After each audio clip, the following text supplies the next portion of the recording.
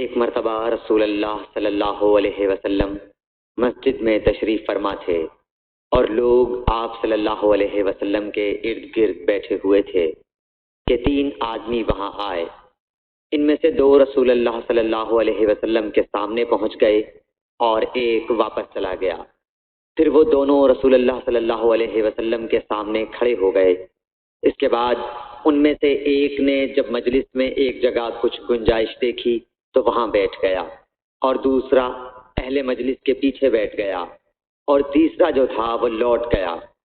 تو جب رسول اللہ صلی اللہ علیہ وسلم اپنی گفتگو سے فارغ ہوئے تو صحابہ رضی اللہ عنہم سے فرمایا، کیا تمہیں 3 آدمیوں کے بارے میں نہ بتاؤں؟ تو سنو۔ ان میں سے ایک نے اللہ سے پناہ چاہی، اللہ نے اسے پناہ دی، اور دوسرے کو شرم آئی تو اللہ بھی اس سے شرمایا کہ اسے بھی بخش دیا، اور تیسرے شخص نے منہ موڑا، اللہ نے بھی اس سے منہ موڑ لیا۔ صحیح بخاری حدیث نمبر 66۔